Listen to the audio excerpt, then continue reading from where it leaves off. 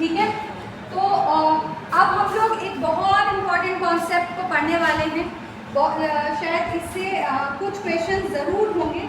वो है teaching learning process की 4 important steps of teaching learning. लीजिए steps important aspects of teaching learning process.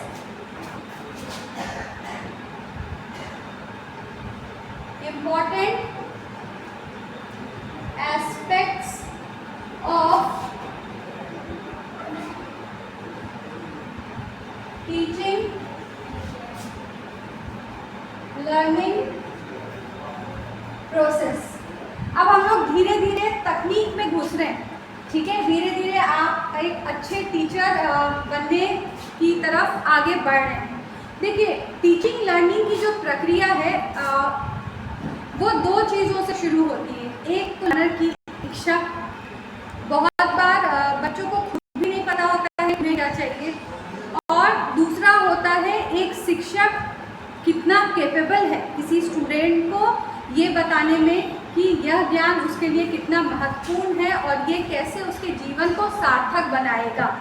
तो ये 2 चीज़ें बहुत इम्पॉर्टेंट है। 4 महत्वपूर्ण स्टेप्स हैं किसके, तो टीचिंग लर्निंग प्रोसेस के, शिक्षण अधिगम के प्रक्रिया के लिए 4 महत्वपूर्ण स्टेप्स जो है, अगर पूछे जाए मल्टीपल एमसीक्यू में, आपको ये 4 स्टेप सही दिया जा सकता है और कहा जा सकता है सही क्रमांक में लगाएं, क्रोनोलॉजी में लगाएं, सही ऑर्डर में लगाएं। क्रमांक, क्रोनोलॉजी, ऑर्डर ये तीनों एक ही बात है, या इसमें से किसी एक टर्म को बदल के किसी दूसरे टर्म से रिप्लेस कर दिया जाए और आपको कहा जाए कि इसमें से कौन सा सही है या कौन सा गलत है, या कौन सा पहले होगा या कौन सा बाद में। तो इसके लिए ज़रूरी है कि इस बेसिक कॉन्सेप्ट को हम समझें। ये कॉन्सेप्ट जो है वो शुरुआत होती है बच्चों टीचिंग अप्रोच से, उपागम से। टीचिंग अप्रोच क्या है? टीचिंग अप्रोच किसी भी प्रोसेस में आप कैसे डिटरमिन करता है कोई एक टीचर कि हमें क्या अप्रोच लेना है, और ये अप्रोच निर्धारित कौन करता है। तो शिक्षण उपागम, आप कॉपी में लिख लें, शिक्षण उपागम। देखिए, ये उपागम के लिए एक सिंपल सा वर्ड मैं यूज़ करना चाहूँगी, वो है दृष्टिकोण। तो ये टीचिंग का दृष्टिकोण हम लाएंगे कहाँ से, कैसे पता करेंगे कि हमारा दृष्टिकोण क्या होगा जिससे हमारी अप्रोच सही हो क्लास के तरफ। या तो देखिए, जैसे कोई बच्चा 3 साल का है या 4 साल का है या 10 साल का है, तो हम क्या क्या चीज़ें देखेंगे। सबसे पहले तो देखेंगे कि उसका बिहेवियर कैसा है। दूसरा हमें देखना है इसको आम भाषा में हम लोग कह सकते हैं बच्चे का रवैया। सो बच्चे के रवैये को हम देखेंगे, जैसे क्लास 3rd हो, 4th हो, 5th हो, तो उस हर क्लास के बच्चों में अलग अलग तरह का बिहेवियर होगा, अलग अलग लेवल ऑफ मैच्योरिटी होगी। इसीलिए हम लोग एज वाइज क्लासेस को विभाजित करते हैं। अलग अलग क्लास के अलग अलग एज ग्रुप होते हैं, क्योंकि उनका रवैया, सपोज कोई बच्चा 6 साल का है, 7 साल का है, तो उसको उसका मैच्योरिटी लेवल, उसका रवैया किसी नॉलेज को ग्रास्प करने की एबिलिटी जो होगी वो बिल्कुल अलग होगी जो बच्चा 15-16 साल का है। तो ये एक बहुत महत्वपूर्ण चीज़ है कि उपागम में जो दृष्टिकोण होगा टीचिंग का, वो हर क्लास के लिए अलग अलग होगा। और यही एक पॉइंट है, आपने सुना होगा नाम NCERT का, आपने सुना है NCERT। तो NCERT बेसिकली करता क्या है? NCERT जो है वो दृष्टिकोण डेवलप करता है, हमारा टीचिंग अप्रोच, उपागम जो है वो तैयार करता है। तो एक बार जब NCERT हमारा उपागम तैयार कर देता है कि हमारा रवैया कैसा होना चाहिए, हर लेवल कैसा होना चाहिए, बच्चे के हर एज ग्रुप में उसके इंटरेस्ट के आधार पे NCERT ने एक जिसको आप पैटर्न कहते हैं, है ना, वो NCERT आपको डेवलप कर देता है। उसके बाद दूसरा जो स्टेप आता है वो आता है स्ट्रैटेजी मतलब प्रविधि। तो उसके आप देखते होंगे खास करके CBSE या बिहार बोर्ड, जिस भी बोर्ड से आप हो, तो वो बोर्ड जो है उसने एक लेसन प्लान बनाया हुआ है कि इस क्लास को पढ़ाने के लिए आपको ये सारे टूल्स लगेंगे, इतने सारे लेसन्स लगेंगे, ये प्रोसेस है जो आपको फॉलो करने हैं। तो ये टीचर्स के लिए भी इंस्ट्रक्शन होता है, और ये एक इंस्ट्रक्शन जो है वो टीचर भी अपने क्लास के आधार पे जो है अलग अलग ग्रुप ऑफ स्टूडेंट्स के आधार पे अलग अलग डेवलप करता है। और तो दूसरी जो इम्पोर्टेंट चीज़ हो गई वो हो गई टीचिंग स्ट्रैटेजी। ये क्लियर है। सबसे पहला दृष्टिकोण जो होगा, उपागम होगा, अप्रोच क्या होगा। तो अप्रोच इंडिया में जैसे हम लोग कहते हैं एनसीईआरटी हो गया, वो डिसाइड करता है कि बेस्ड ऑन ये अप्रोच कैसे निर्धारित होता है, किसी भी एज ग्रुप में किसी बच्चे का क्या बिहेवियर है, मतलब उसके साइकोलॉजी के आधार पे ये डिसाइड किया जाता है, उसकी मैच्योरिटी क्या है, उसकी ज़रूरत क्या है। इस आधार पे हम जो है वो अप्रोच डेवलप करते हैं शिक्षण का। दूसरा जो इम्पोर्टेंट है, जब एक बार अप्रोच डेवलप हो गया या एनसीईआरटी ने हमें एक अप्रोच बना दिया, एक गाइडेंस हमें मिल गया, उसके बाद जो है उसके आधार पे हम प्रविधि बनाते हैं, हम उसकी स्ट्रैटेजी मतलब लेसन प्लान डेवलप करते हैं। तीसरा जो इम्पोर्टेंट हो जाता है वो हो जाता है आपको टीचिंग मेथड, विधि।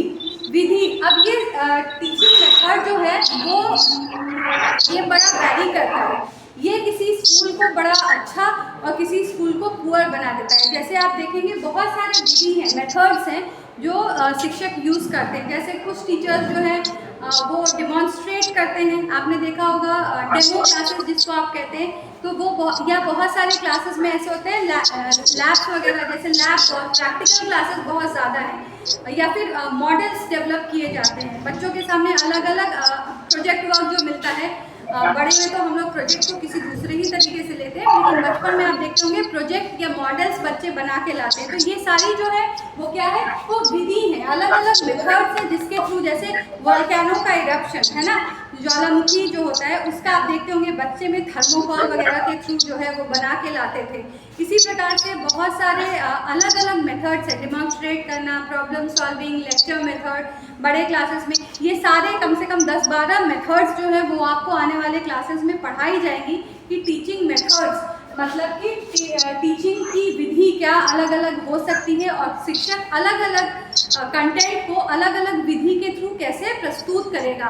चौथा जो सबसे इम्पॉर्टेंट और लास्ट कहे लेकिन सबसे इम्पॉर्टेंट है वो टीचिंग टेक्निक। और ये जो टेक्निक है बच्चों, टेक्निक या शिक्षण तकनीक जो है, यही एक टीचर को एक दूसरे से अलग बनाती है। और ये क्वेश्चन ज़रूर होता है कि इन चारों में से वो कौन सी चीज़ है जो शिक्षक को एक शिक्षक को दूसरे शिक्षक से अलग बनाती है।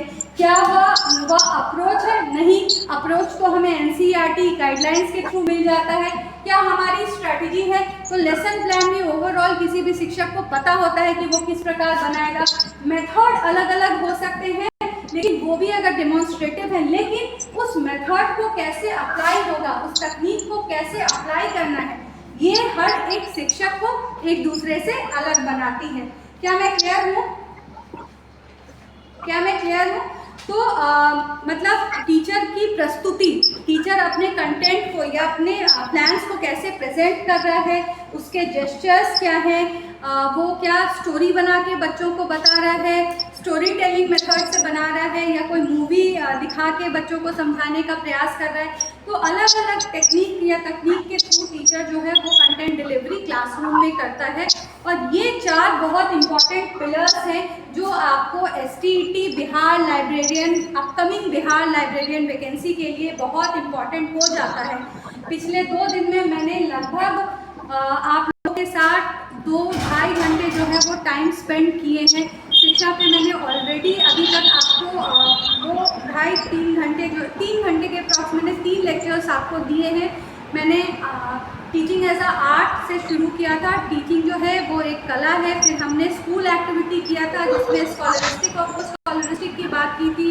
उसके बाद हमने शिक्षण अधिगम प्रक्रिया की बात की। फिर हमने ये देखा कि शिक्षण जो है वो प्री डिटरमिन्ड है, रटना समझने के बीच का भेद देखा। फिर हमने देखा कि हम जब भी एग्जामिनेशन लेते हैं, इवैल्यूएशन करते हैं, इसके 2 अलग अलग मेथड हैं, मेजरमेंट मापन करते हैं और इवॉल्व कहते हैं, मतलब आकलन करके चीज़ों को देखते हैं।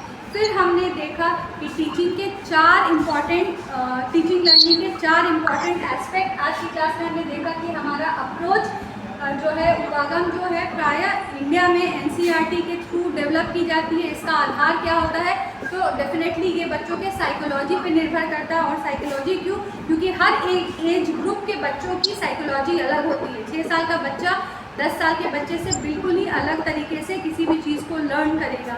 उसके बाद जब एनसीईआरटी उसका का पूरा स्ट्रक्चर बना देती है, फिर हम लोगों के पास एक प्रविधि होती है, लेसन प्लान बनाते हैं, हमारे करिकुलम्स बनाते हैं। उसके बाद अलग अलग विधि के थ्रू हम क्लासरूम डिलीवरी करते हैं। कभी कभी हम ग्रुप डिस्कशन करा देते हैं क्लास में, कभी हम इंस्ट्रक्शन देते हैं, कभी हम डेमॉन्स्ट्रेशन की मदद से करते हैं, कभी प्रोजेक्ट वर्क कराते हैं, कभी गेम्स खिला के कराते हैं।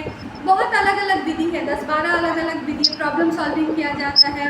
तो ये सारे तकनीक आपको आने वाले 2-3 क्लासेस में बताए जाएंगे। और last but not the least जो है teaching technique is very important, that makes one teacher unique from the other. एक शिक्षक दूसरे से अलग कैसे, इस बात में बार बार रिपीट कर रही हूँ, आप भी याद रखें कि टीचिंग टेक्निक जो है वो मतलब पूरे इस प्रोसेस में अलग अलग लोगों का अलग अलग हो सकता है। आज का जो हमारा सबसे लास्ट टॉपिक है वो टीचिंग पे अगर हम आए, क्योंकि जब मैंने आपको आज का क्लास शुरू किया था तो आपको याद होगा कि मैंने आपको बताया था कि क्लासरूम में जब एक शिक्षक इंटर करता है तो वो कुछ कॉन्सेप्ट लेके आता है, प्री डिटरमिन्ड कॉन्सेप्ट्स के साथ आता है, प्री डिटरमिन्ड ऑब्जेक्टिव होता है कि आज मुझे ये सिखाना है, ऐसे सिखाना है, ये मेथड से। तो वो अच्छा खासा पढ़ के आता है, बच्चों अच्छा खासा प्लान और स्ट्रैटेजी रणनीति के साथ वो क्लास में इंटर करता है। ऐसे ही नहीं कोई क्लास 1 घंटे की बनाता है। तो सबसे पहले मैंने आपको यही बताया कि जब आप क्लास में इंटर करते हैं तो स्टूडेंट का पहले ध्यान आप अपनी तरफ कैसे लाएंगे। तो पहले हम लोग कुछ डिस्कशन करते हैं। डिस्कशन के क्या फ़ायदे हैं, तो डिस्कशन के 2 फ़ायदे मैंने आपको बताए। सबसे पहला फ़ायदा जो डिस्कशन का होता है वो क्लास इंटरैक्टिव बन जाता है, आपस में बातचीत होती है तो थोड़ा माइंड भी जो है वो एक्टिव होता है। तो पैसिव लर्निंग से हम एक्टिव लर्निंग की तरफ कैसे लाते हैं, ये सारे क्वेश्चंस हैं। इसमें ये पूछा जा सकता है कि एक्टिव लर्निंग क्लास में कैसे इंट्रोड्यूस किया जाता है, तो आप बोलेंगे डिस्कशन के माध्यम से एक शिक्षक जो है क्लास को इंटरैक्टिव बनाता है। जब एक बार डिस्कशन क्लास में शुरू हो गई, टीचिंग का जो लेसन प्लान आपने बनाया था वो मैंने आपको बताया कि शिक्षक का अप्रोच, स्ट्रैटेजी, मेथड और लास्ट में तकनीक, ये डिसाइड करके वो अपने लेक्चर को डिलीवर करता है और लास्ट में वो इंस्ट्रक्शन देता है। इंस्ट्रक्शन में बातचीत नहीं होती, वो डिलीवरी ऑफ जो भी कंटेंट वो लाया है वो किया जाता है। तो आई होप यहाँ तक आप क्लियर होंगे। आज का जो लास्ट टॉपिक वो है टीचिंग। जो बीच का पोर्शन मैंने छोड़ दिया था, मैंने आपको डिस्कशन बताया और मैंने आपको इंस्ट्रक्शन बताया था। तो टीचिंग, यहाँ से आप टीचिंग के मेथड्स को समझना शुरू करेंगे। अगले क्लास में हम जो है वो ब्लूम्स टेक्सोनॉमी पढ़ेंगे और कहीं लिख करके रख लीजिए, एटलीस्ट 1 से 2 क्वेश्चंस जो है वो ब्लूम्स टेक्सोनॉमी पे ज़रूर रहेगा। टीचिंग जो होती है बच्चों को 3 हिस्से में हम बांट सकते हैं। पहला जो है प्री एक्टिव टीचिंग स्टेज होता है, दूसरा जो है वो इंटरैक्टिव स्टेज होता है और last but not the least post active या इवैल्यूएशन हम कह सकते हैं। तो इवैल्यूएशन जो है वो हम कह सकते हैं। तो जब एक शिक्षक प्लान करता है, हम आने वाले क्लास में आपको एक तो सबसे इम्पोर्टेंट होगा ब्लूम्स टेक्सोनॉमी और दूसरा माइक्रो टीचिंग। जिसने बीएड किया होगा उसको पता होगा ये माइक्रो टीचिंग, सूक्ष्म शिक्षण क्या है, सूक्ष्म शिक्षण और ब्लूम्स टेक्सोनॉमी, ये 2 चीज़ें आने वाले क्लास में इम्पॉर्टेंट हो जाएंगी और इससे सवाल ज़रूर आएंगे। ये कहीं लिख के रख लीजिए। इससे जो सवाल बनता है वो मैंने आपको बता दिया। प्री एक्टिव फेज प्लानिंग का हिस्सा हो गया और एक शिक्षक जो है ये सारी चीज़ें प्लान करके आता है, तो वो प्री एक्टिव है। इंटरैक्टिव, जब आप क्लास में इंटर करते हैं, आपने जब डिस्कशन शुरू किया किसी स्टूडेंट के साथ, उसके बाद आपने टीचिंग शुरू की और फिर आपने इंस्ट्रक्शन दिया और लास्ट में बच्चों आता है पोस्ट एक्टिव मेथड, जो कि इवैल्यूएशन की प्रक्रिया होती है। आज की क्लास को हम लोग यहीं तक रखेंगे। नेक्स्ट क्लास जो है वो हम लोग ब्लूम्स टेक्सोनॉमी पे होगी हमारी। और सैटरडे की जो क्लास होगी मैं उम्मीद करती हूँ आप लोग अब सिंसियर हो गए होंगे। आज तक जो भी पढ़ाया गया है, जो भी MCQs आपके ग्रुप में भेजे गए हैं, आप उसको सीरियसली करें, क्योंकि करता आप है, करना आपको है, कंप्लीट आपको करना, आपके पास टाइम कम है और चीज़ें बहुत है जो आपको सीखनी है। आज शाम को 8 बजे आपकी लाइब्रेरी साइंस की पहली डेमो क्लास होगी। आप सब जूम के माध्यम से एक बार ज़रूर रिकनेक्ट करेंगे शाम में, जिसमें कि आपको प्रॉपर लाइब्रेरी साइंस की पढ़ाई A to Z कराई जाएगी। अगर आपको अच्छा लगेगा तो we will go ahead with it. Thank you. MCQ ज़रूर करें और अपना नोट्स ज़रूर शेयर करें। आप एक कॉपी पे लिखें और मुझे ज़रूर बताएं कि मैम मैं ऐसे कर रहा हूँ। आपके लिए हम लोग हमेशा ही उपलब्ध हैं और उम्मीद करते हैं आप लोग भी अपने लिए सीरियस होंगे। चलिए आज इस क्लास को एंड करते हैं। धन्यवाद।